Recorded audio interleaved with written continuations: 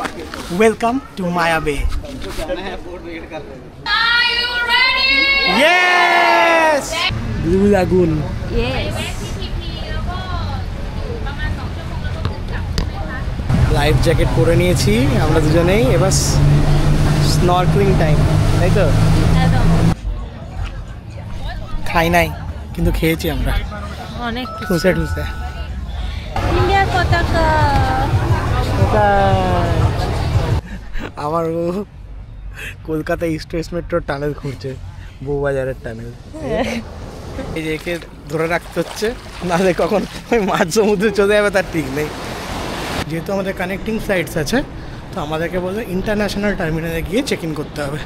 তো আমরা এখন ইন্টারন্যাশনাল টার্মিনালের দিকে হেঁটে হেঁটে যাচ্ছি। সকলকে স্বাগত জানাই আমাদের ভার্চুয়াল ডায়েরির নতুন আরেকটি পাতার গল্পে। আজকের গল্পে থাকছে ফুকেট থেকে ফিফি আইল্যান্ড ট্রিপ করার আমাদের অসাধারণ এক্সপিরিয়েন্স। তার সাথে থাকবে ফিফি আইল্যান্ড ট্রিপ সংক্রান্ত যাবতীয় তথ্য, যা আপনাদেরকে এই ট্রিপ প্ল্যান করতে সাহায্য করবে। এছাড়াও থাকবে ফুকেটের লোকাল মার্কেট এক্সপ্লোর করা ও পাবলিক ট্রান্সপোর্টে প্যাটং থেকে ফুকেট এয়ারপোর্ট যাওয়ার গল্প এবং কলকাতা ফিরে আসার গল্প। আপনারা যদি আগের পর্বের গল্পগুলো এখনও দেখে না থাকেন তাহলে অবশ্যই চেক আউট করে নিন। সেই ভিডিওর লিঙ্ক দেওয়া রয়েছে ডেসক্রিপশন বক্সে ও আই বাটনে। ভিডিওগুলি ভালো লেগে থাকলে অবশ্যই আমাদের চ্যানেলটি সাবস্ক্রাইব করে দেবেন। তাহলে চলুন শুরু করা যাক আজকের গল্প।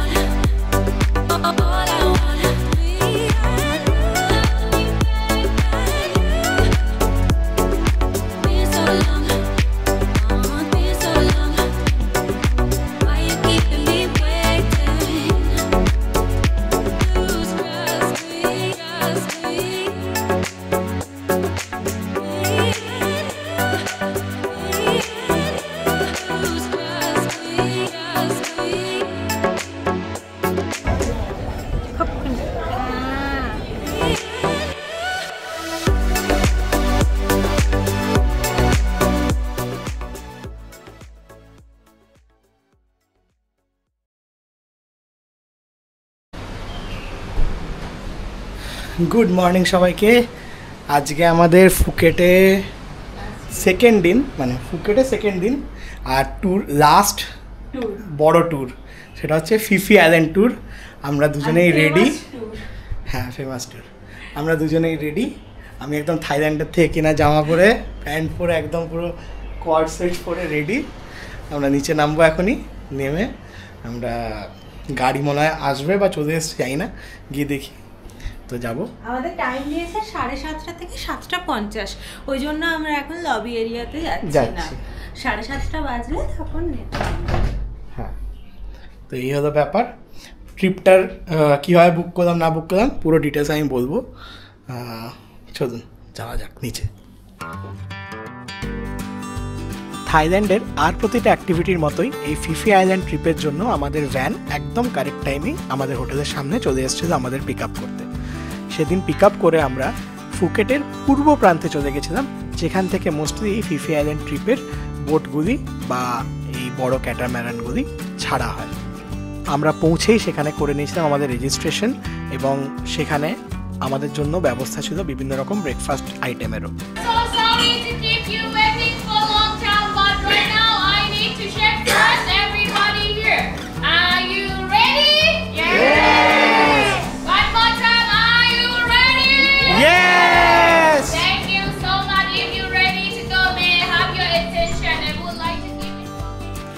ইনি ছিলেন আমাদের সেদিন ফিফি আইল্যান্ড ট্রিপের গাইড রেনি, যিনি আমাদেরকে সময় নিয়ে এই ফিফি আইল্যান্ড ট্যুর সংক্রান্ত যাবতীয় তথ্য ব্রিফ করে দিয়েছিলেন ট্যুর স্টার্ট হওয়ার আগেই। আমাকে ঝোলা ধরিয়ে দিয়েছে। আমরা পৌঁছে গেছি ডায়মন্ড সি মেরিন কোম্পানি লিমিটেডে, যারা আমাদের আজকে ফিফি আইল্যান্ড ট্যুরটা করাচ্ছে। তো আমাদের সব বুঝিয়ে দিল, যেমন আমরা দেখালাম কীভাবে কী করতে হবে, কোন আইল্যান্ডে কীভাবে কী যাওয়া হবে, কোথায় লাঞ্চ হবে। তো যাই হোক, এখন আমরা ওয়েট করছি। আমরা ব্লু ব্যান্ড পরেছি, এই যে ব্লু ব্যান্ড, আমরা ব্লু টিমের সাথে থাকবো। এই ফিফি আইল্যান্ড ট্যুরে ফিফি লে এবং ফিফি ডন এই দুটি প্রধান আইল্যান্ডের মধ্যে টোটাল 6টি স্পট সারাদিনে ঘোরানো হয়। ফুকেট থেকে স্পিডবোট ছাড়ার প্রায় 1 ঘন্টা পর আমরা পৌঁছে গিয়েছিলাম ফিফি আইল্যান্ডের প্রথম ডেস্টিনেশন পাইলে লাগুন। এখানে স্বচ্ছ নীল রঙের জল থাকার কারণে এই জায়গাটির আরেকটি কমন নামও আছে, ব্লু লাগুন।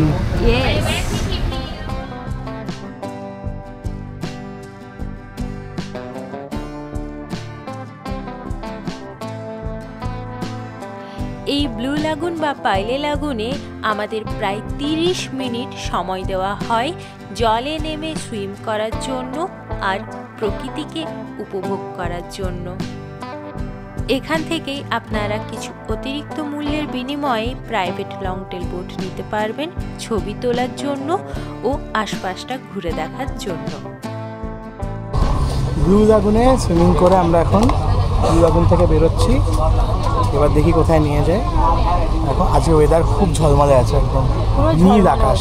নীল আকাশ, ওই জন্য ব্লু লাগুনটা দেখতে আরো বেশি ভালো লাগছে। এরপরেই আমরা দেখে নিয়েছিলাম সেদিন ভাইকিং কেভ, যেটি এখন ট্যুরিস্টদের জন্য বন্ধ থাকে। ভাইকিং কেভ দেখে নিয়ে আমরা চলে গেছিলাম সেদিন মাঙ্কি বেতে, যেখানে অবশ্যই কিনা আপনারা বাদর দেখতে পাবেন। এই মাঙ্কি বেতেও কিন্তু নামার পারমিশন নেই, তাই বোটের থেকেই আপনাদেরকে দেখে নিতে হবে এবং এই জায়গার প্রাকৃতিক সৌন্দর্যকে উপভোগ করে নিতে হবে।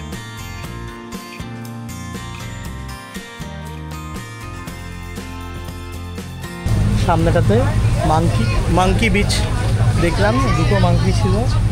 মাঙ্কি বিচ থেকে আমরা এই বেরোচ্ছি। এবার সম্ভবত স্কুবা ডাইভিংয়ে নিয়ে যাবে, স্কুবা ডাইভিং আর স্নর্কেলিং। যারা যারা স্কুবা ডাইভিং করবে তার জন্য স্কুবা ডাইভিং, যারা যারা স্নর্কেলিং করবে তো স্নর্কেলিং। লাইফ জ্যাকেট পরে নিয়েছি আমরা দুজনেই। এবার স্নর্কেলিং টাইম, তাই তো? জানি না আমি ভিডিও করতে পারবো কিনা, জানি না, কনফিডেন্স তো এমনি নেই স্নর্কেলিং করার। তো আগে করে দেখি, যদি ভিডিও করতে পারি করবো, না করতে পারলে এক্সপিরিয়েন্সটা বলে দেবো কীরকম, ঠিক আছে?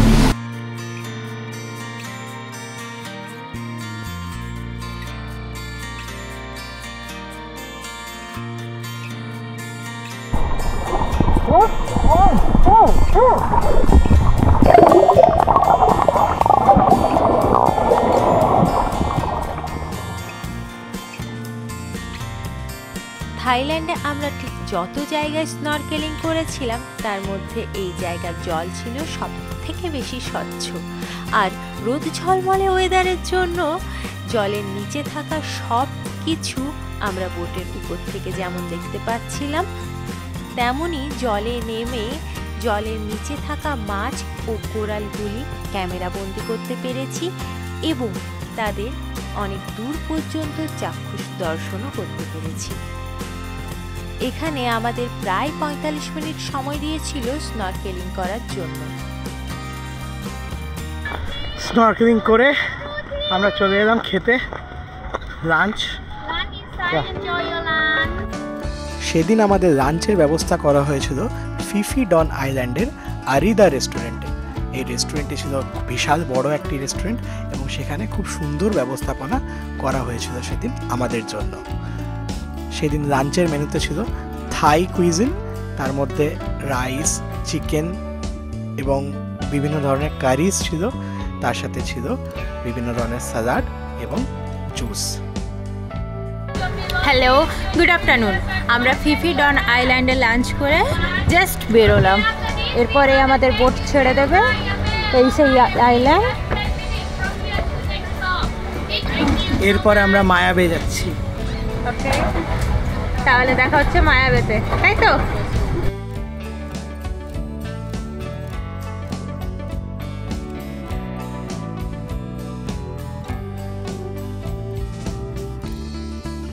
চল মায়াবে।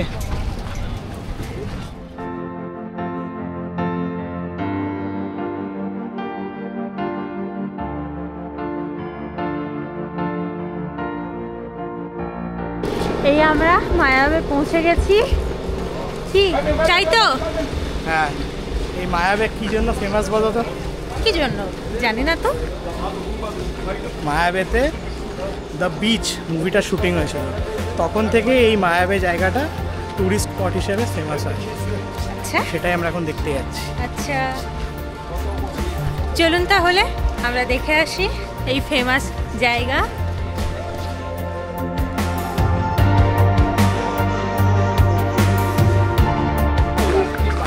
Welcome to মায়াবে।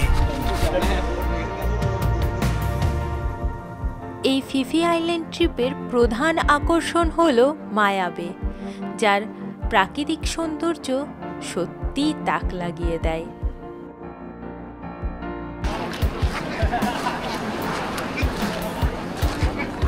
মায়াবে এত সুন্দর বিচ, এই বিচে নামতেও দেয় না, কারণ এখানে নাকি বেবি শার্ক প্রচুর আছে। ওরা বলছে দেখতেও পেতে পারি, বাট আমি এখন দেখতে পাইনি কিছু, আর যেতেও দিচ্ছে না, একটু সামনে যাচ্ছিও না।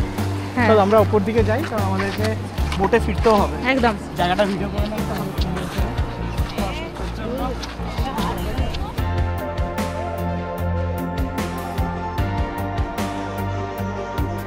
সত্যি থাইল্যান্ডে এসে যদি মায়াবে না দেখতাম, তাহলে হয়তো এই থাইল্যান্ড ট্রিপই আমাদের বৃথা হয়ে যেত।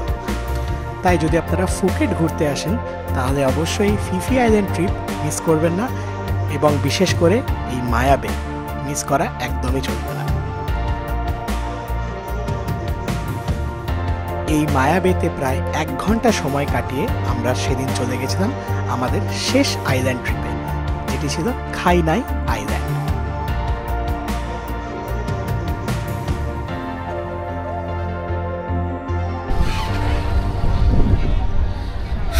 আজকের লাস্ট স্টপ কি আইল্যান্ড এটা?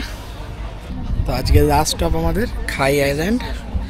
এখানে আমরা 50 মিনিট ব্রেক নেবো, আর এরা মনে হয় কিছু ফ্রুটস খাওয়া হবে, স্ন্যাক্স।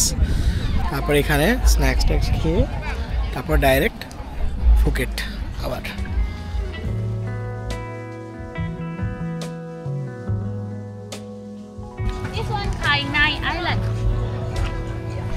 খাই নাই, কিন্তু খেয়েছি আমরা অনেক ঠুসে ঠুসে।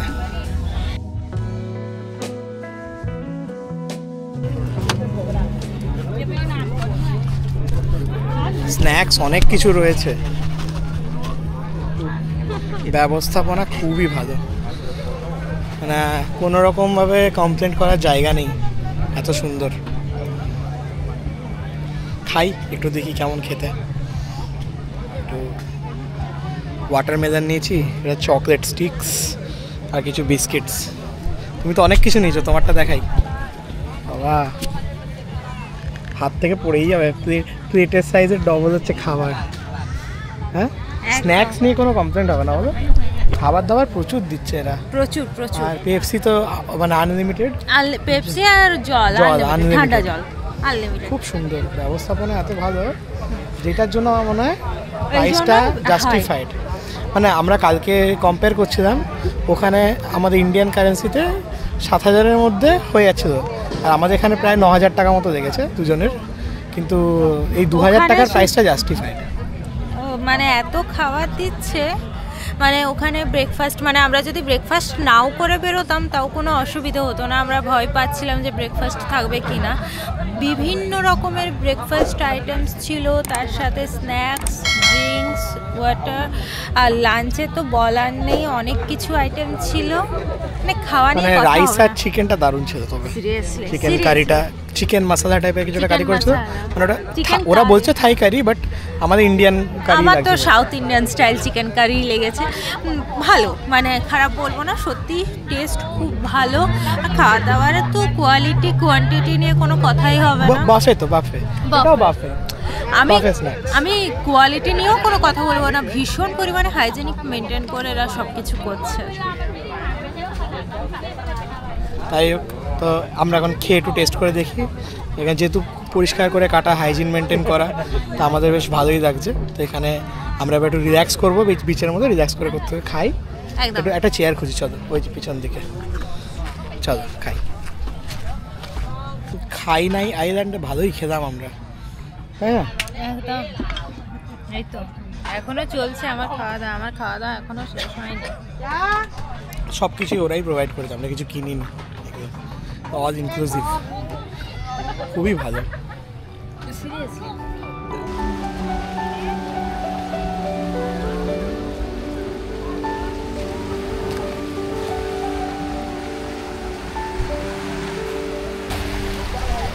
এখানকার বিচটা বলছে খুব রকি, নামতে বারণই করছে। এই যে রকগুলো দেখাও যাচ্ছে, জলটা তো স্বচ্ছ বলে রকগুলো দেখা যাচ্ছে। চটির মধ্যেও ঢুকে যাচ্ছে পাথরগুলো, সমস্যা হচ্ছে বড্ড, খালি পায়ে হাঁটতে হবে। যাই হোক, আজকের দিনটা কেমন ছিল? বেশ ভালো। ফুকেটে ফিফি আইল্যান্ড ট্যুর মায়াবে ঘোরা। আমরা এলাম হচ্ছে গিয়ে এগোডায় বুক করেছিলাম, ওটা ভায়াটারের থ্রু দিয়ে বুক হয়েছিল। আর অপারেটর যারা ছিল তারা হচ্ছে ডায়মন্ড সি। তো দারুণ ঘুরিয়েছে, দারুণ খাইয়েছে, স্নরকেলিং করতে দিয়েছে, এবং যারা স্কুবা ডাইভিং করতে চায় তাদের জন্য আলাদা আলাদা দাম, আলাদা এক্সট্রা চার্জ আছে, তো সেগুলো দিয়ে তারা অনেকেই করতে গেছিলো। তো সেরকমভাবে সব রকম ব্যবস্থাই রয়েছে। ওভারঅল দারুণ এক্সপিরিয়েন্স। এবার ফেরার পালা, এই ফিরি ফুকেটে, ফিরে একদম রাতে দেখা হচ্ছে। একদম একটু রেস্ট নিয়ে তারপর টাটা। টাটা।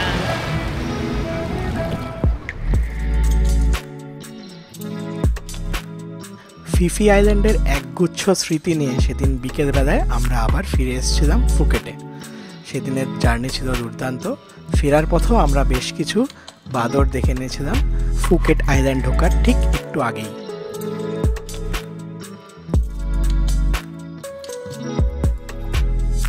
সেদিন সন্ধেবেলায় আমরা ফ্রেশ হয়ে চলে গেছিলাম প্যাটং বিচে, যেখানে চলছিল লোই ক্রাথং ফেস্টিভ্যাল। সেখানকার লোকাল এবং পর্যটক সবাই মিলেই এই ফেস্টিভ্যালে অংশগ্রহণ করছিল। আমরাও ফানুস উড়িয়ে সেই ফেস্টিভ্যালে অংশগ্রহণ করেছিলাম।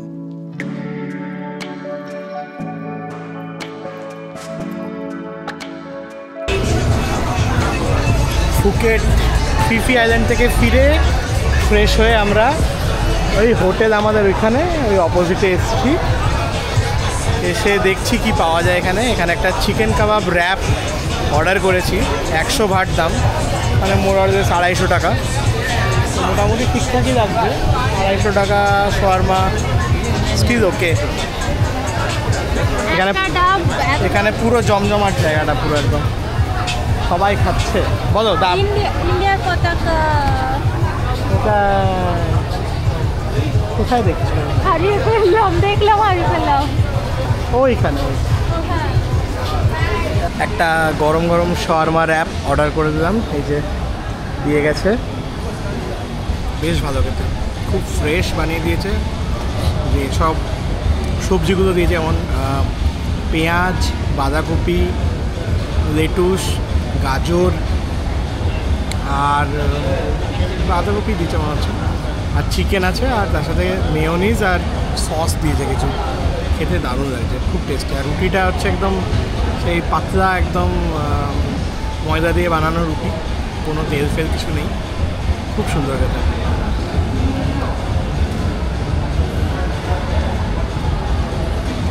দারুণ।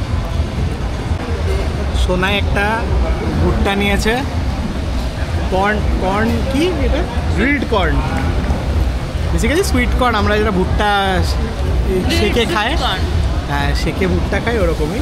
এটা একটু তেল দিয়ে করেছে আর কি, বাটার দিয়ে। কিরকম খেতে? দারুণ খেতে, মানে এটা নিয়ে আমার সেকেন্ডে গ্রিলড সুইট কর্ন খাওয়া হলো।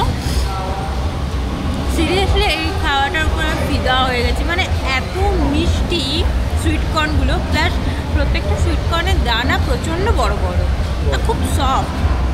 আমিও খেলাম, ভালো, বেশ দারুণ খেতে। আর 50 ভাট নিল, মানে 125 টাকা। দাম বেশি তুলনা, মানে ইন্ডিয়ার সাথে কম্পেয়ার করলে। ইন্ডিয়াতে কত 20-30 টাকায় পাওয়া যায় হয়তো, তবে এখানে মানে নিজের পছন্দ মতো কর্ন চুজ করতে হয়, মানে চুজ করতে দেয়, মানে তোমার যেটা খুশি তুমি সেটাই নিতে পারো। ইন্ডিয়াতেও দেয় হয়তো, আমি জানি না, হ্যাঁ, কারণ আমি বাড়িতে খেয়েছি, রাস্তার ধারে খাইনি কোনোদিন। তাই সেটা আমি বলতে পারবো না। যাই হোক, আর আর আমি একটা এগ রুটি অর্ডার করেছি, তো এটা হচ্ছে সেই এগ রুটি 60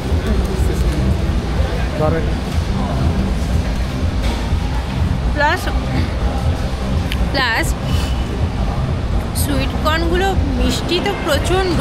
আর এরা যখন গ্রিল করছিল তখন কিছু একটা মশলা দিয়ে, মানে বাটারের সাথে আরও কোনো কিছু মিক্সড মশলা ছিল, সেইটা দিয়ে তারপর ওরা গ্রিল করতে বসিয়েছে, তো ওই জন্য টেস্ট আরও দ্বিগুণ হয়ে গেছে এটার। আর এইদিকে সন্তুরও এগ রুটি চলে এসেছে। কি গো, খেয়ে বলো। আমার থাইল্যান্ডের ফেভারিট খাবার এগ রুটি। এখানে দাম বেশি, ফুকেটে সব কিছুর দাম বেশি আমি দেখছি। এটা 60 বাট নিয়েছে। এর আগে পাটায়াতে খেয়েছি, ব্যাংককে খেয়েছি, দুই জায়গাতেই 50 বাট করে খেয়েছিলাম। না, পাটায়াতে 40 বাটে খেয়েছিলাম, ব্যাংককে 50 বাট, এখানে 60 বাট, মানে 10 বাট করে বাড়ছে সব থেকে। খেয়ে দেখি কীরকম করেছে।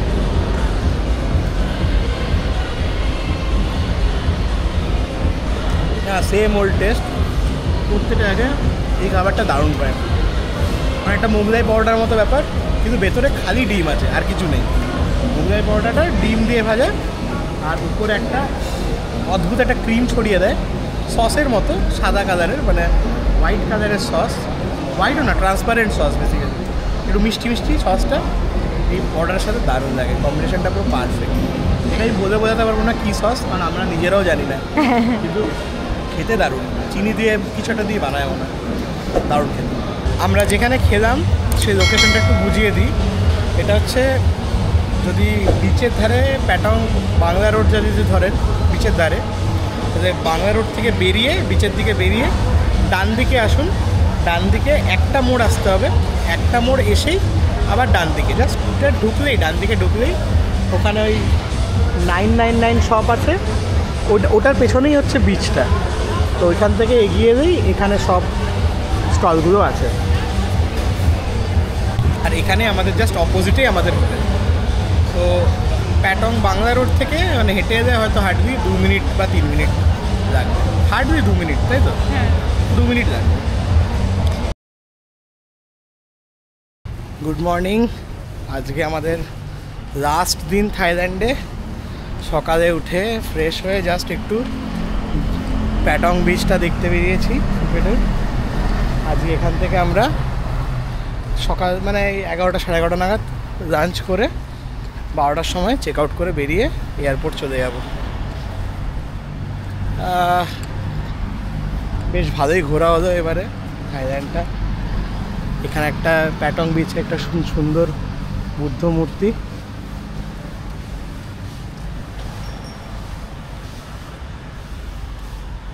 আর এই হচ্ছে বিচ।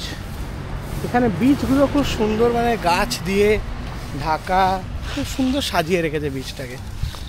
মাঝখানে পার্কিংয়েরও এরিয়া আছে কিছু।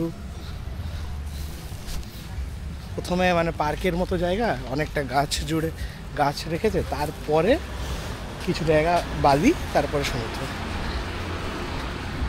খুব সুন্দর। এই যে দেখুন,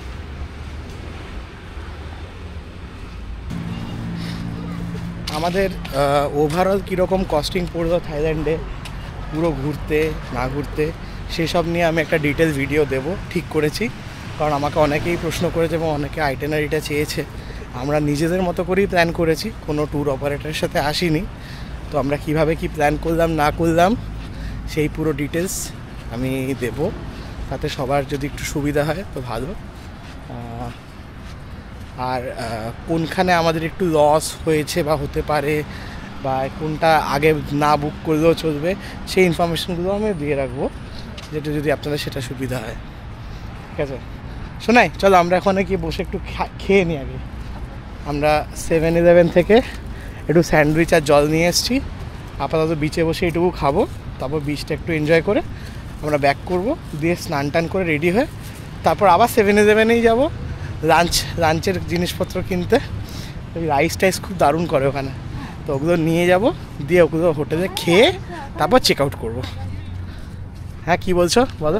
রাইস নয়, যে কোনো খাবারই ভালো 7-Eleven। হ্যাঁ, আমার 7-Eleven is the our go to place for food. আমাদের এখানে যখন আমাদের লোকাল খাবার খেতে ইচ্ছা করে না 7-Eleven থেকেই খাই। 7-Eleven-এ লোকাল খাবারও পাওয়া যায় না লোকাল বলতে আর কি মানে সেই স্ট্রিট ফুড আর কি, স্ট্রিট ফুড না খেলে আমরা 7-Eleven-এ খাই। বড় রেস্টুরেন্টে সেরকম যাই না। ওই একদিন খালে আমরা এই লবস্টার ট্রাই করতে গেছিলাম প্রচুর দাম দিয়ে, ব্যাস ওইটুকুই। ওইদিকে কুকুরগুলো দৌড়াদৌড়ি খেলাখেলি করছে, আর এইদিকে দেখুন আমার কলকাতা ইস্ট ওয়েস্ট মেট্রোর টানেল ঘুরছে, বউবাজারের টানেল। আজকে তো স্নান করলে আর জামা শুকোনো যাবে না, ভেজানো মানে ব্যাগে নেওয়া যাবে না, গোছানো যাবে না, তাই না? স্নান করতে তো পারছি না। শোনাই যেও না প্যান্ট ভিজে যাবে, প্যান্ট ভিজে যাবে, ঢেউ উঠবে। পেছনে আসো শোনায়, পেছনে আসো, হ্যাঁ বলতে দাও। আজকে যেহেতু আমাদের একটু পরেই ফ্লাইট, তো আমরা ভেজাতে পারবো না জামা কাপড়, তা স্নান করতে পারছি না, সেটা একটু দুঃখ লাগছে। বাট তাই জন্য একটু পা ভেজাতে চলে এসেছি। শোনাই পাটা ভিজে যাবে। এই যে ম্যাডাম জল দেখবি পাগলা হয়ে যায়, তাই না? এদিকে যেও না শোনাই প্যান্ট ভিজে যাবে, শোনাই প্যান্টটা ভিজে যাবে। এই যে একে ধরে রাখতে হচ্ছে, নাহলে কখন ওই মাঝ সমুদ্রে চলে যাবে তার ঠিক নেই। থাইল্যান্ডের হোটেল মানে লাস্ট মিল, এয়ারপোর্টের নয়, এয়ারপোর্টের আগে লাস্ট মিল এই হচ্ছে 7-Eleven থেকে কিনে আনলাম। এটা হচ্ছে ইয়েলো কারি চিকেন রাইস, এটা হচ্ছে ক্র্যাব ফ্রাইড রাইস, আর এটা হচ্ছে চিলি ফিশ উইথ রাইস।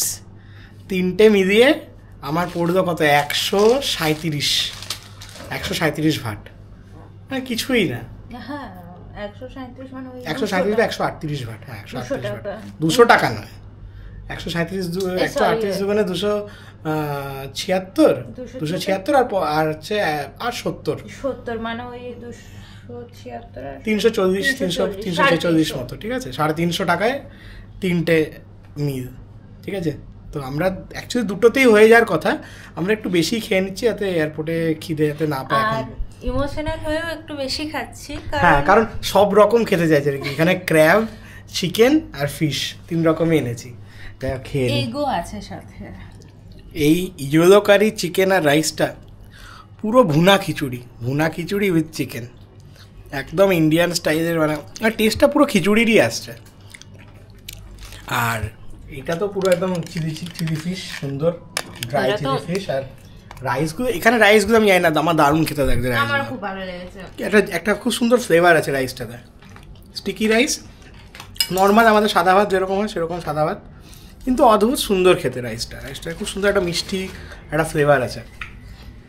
আর এটা crab fried rice as usual, এটা আমাদের যেরকম চাইনিজ ফ্রাইড রাইস হয় ওরকমই খেতে। এটা আমাদের মোস্ট ফেভারিট ডিশ। হ্যাঁ, এটা ফেভারিট। এত সুন্দর ডিম দিয়ে করে, এগুলো দারুণ খেতে লাগে। ওটা তো লাস্টে খাই আমরা, ওই জন্য। ঠিক আছে, ফাইনালি আমরা চেক আউট করে বেরিয়ে গেছি। এই লাগেজ নিয়ে আমরা চলেছি বাস স্ট্যান্ডে, প্যাটং বিচ বাস স্ট্যান্ড। ওখান থেকে এয়ারপোর্টের বাস যায়, তো ওটাই টার্গেট আছে বাসটা ধরার। যদি বাস পেয়ে যাই তো খুবই ভালো, তাহলে 200 ভাটে পৌঁছে যাবো। নাহলে এখানে booking.com থেকে ট্যাক্সি করলে মোটামুটি, এখানে 200 ভাট মানে 500 টাকা, আর booking.com থেকে ট্যাক্সি করলে মোটামুটি 1500 টাকা মতো লাগছে যা দেখলাম। আর এখান থেকে যদি ট্যাক্সি বুক করি তাহলে 800 ভাট মানে 2000 টাকা খরচা। তো বেশি কেন দেবো, দেখা যাক, যদি পেয়ে যাই ভালো, নাহলে দেখি booking.com থেকে বুক করে নেবো। হাতে অনেক সময় আছে, 5টায় ফ্লাইট, এখন 12টাই বাজে, তো 5 ঘন্টা আগে বেরিয়ে গেছি আমরা। এখান থেকে এয়ারপোর্ট প্রায় 1.5 ঘন্টা লাগে বাসে করে, তো সময় হাতে নিয়ে বেরিয়েছি। চলুন।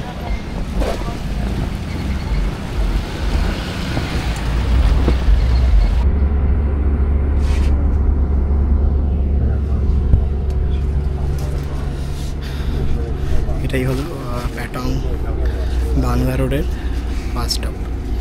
তো আমরা জাস্ট ওই সামনের থেকে এলাম, ওই ফরওয়ার্ড সামনের থেকে এলাম, একটা মোড় আসতেই বাসটা পেয়ে গেলাম। বাসটা এখানে দাঁড়িয়েই ছিল, আমরা এখন এসেছি। আমরা একটু দৌড়ে এসে ধরলাম, আমার এখনও টাইম হয়নি, 12টা 20-তে এখান থেকে ছাড়ার কথা। টাইম টেবিল অনুযায়ী, তো জানি না ওই কারণে হয়তো যেহেতু আগে চলে আসছে সেহেতু দাঁড়িয়ে আছে। দেখা যাক কখন পৌঁছায়। আর এই বাসে ফ্ল্যাট 100 বাট করে ভাড়া, তো দুজনে 200 বাট লাগবে।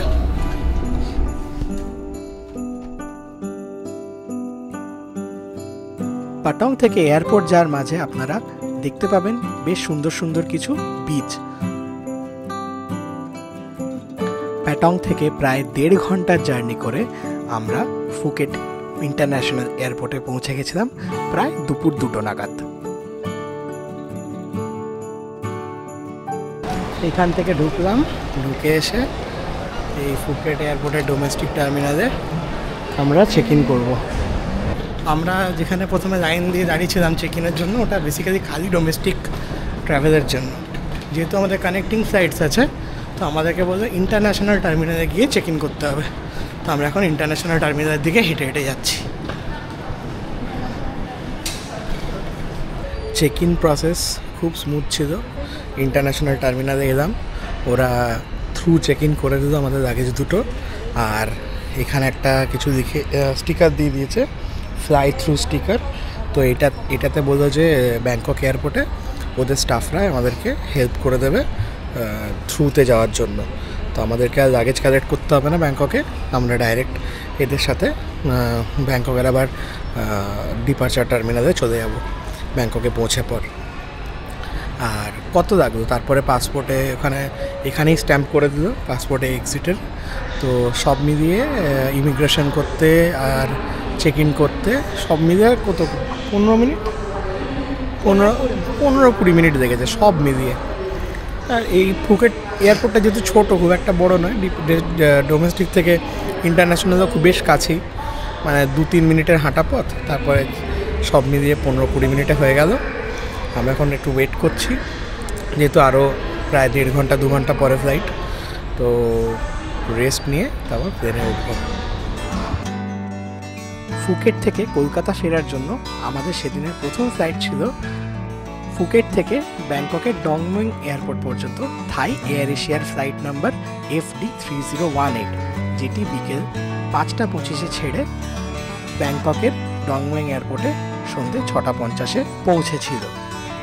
আর ব্যাংকক থেকে কলকাতা ফেরার জন্য আমাদের ফ্লাইট ছিল এয়ার এশিয়ার FD120 ফ্লাইট নাম্বার, যেটি রাত 10টা 55-এ ব্যাংকক থেকে ছেড়ে রাত 11টা 55-এ কলকাতা পৌঁছেছিল। ফাইনালি আমরা ডনমুইং এয়ারপোর্টে পৌঁছে গেলাম। এখানে থ্রু চেক ইন ছিল, মানে যাদের কানেক্টিং ফ্লাইট আছে তাদেরকে থ্রু দিল।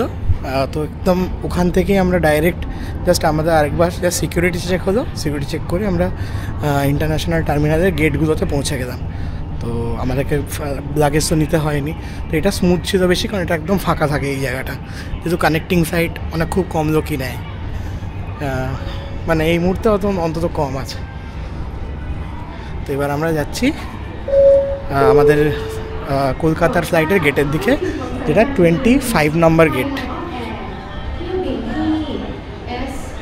একটা ইনফরমেশান, আমরা এখানে একটু খাওয়া দাওয়া করলাম ম্যাকডির পাশে একটা পেরি পেরি চিকেন বলে একটা বার্গারের শপ ছিল, ওখান থেকে একটা বার্গার আর ফ্রাইজ নিয়েছি, সেটাতে 280 বাট। আর তারপরে একটা স্যান্ডউইচ নিলাম, স্যান্ডউইচটা বেশ বড়ো ছিল নো ডাউট, বাট 140 বাট। আর একটা প্যাটি নিলাম চিকেন আর মাশরুম দেওয়া, প্যাটিটা নিল প্রায় 90 বাট। তাহলে দুজন মিলে আমরা খেলাম প্রায় ওই মোর অর লেস 230 আর এদিকে 280, কত হয় 480 510, 510 বাটের খাবার খেলাম। 3টে ছোটো ছোটো, একটা বার্গার, একটা স্যান্ডউইচ, একটা প্যাটিস। তো মোটামুটি 510 বাট মানে মোর অর লেস 1300 টাকা। বিশাল দাম, বিশাল কস্ট। তবে হ্যাঁ, জল ফ্রি, জল এখান থেকে কেনার দরকার নেই। একটা খালি বোতল নিয়ে আসবেন, কারণ জল ফেলে দিতে হয়, তো খালি বোতল রাখলেই হবে। এখানে প্রত্যেকটা টয়লেটের পাশে একটা করে অ্যাকোয়াগার্ডের মতো রাখা আছে, যেখান থেকে জাস্ট বোতল রাখলেই জল বেরোচ্ছে, তো এটা বেশ ভালো। তো জল সাফিসিয়েন্ট, যত খুশি নাও খাও, এইটুকুই। এরপরে আমরা ওয়েট করছি, এখনও প্রায় 1.5 ঘন্টা মতো বাকি তারপরে আমাদের বোর্ডিং স্টার্ট হবে, 1 ঘন্টা 20-25 মিনিট বাকি, তারপরে বোর্ডিং স্টার্ট। তো ব্যাস আজকে আমাদের এখানেই ট্রিপ শেষ। এরপরে আবার কবে কি ট্রিপ হবে জানি না, তবে এরকম চলতেই থাকবে, তাই তো নাকি শোনাই? ট্রিপ আমাদের তো আজকে এখানে ট্রিপ শেষ, এরপর আবার কবেই কি হবে এখন কোনো প্ল্যান নেই, বাট আশা রাখতে হবে একদম আবার প্ল্যান হবে, আবার কোনো নতুন জায়গা হয়তো ঘোরা হবে। এখন আমরাও নিজেরা জানি না, তাই কিছু বলা যাচ্ছে না। হ্যাঁ, এখন ব্যাক টু নর্মাল লাইফ আবার। চলো টাটা, এখানেই লগ অফ করছি এই ভিডিও থেকে।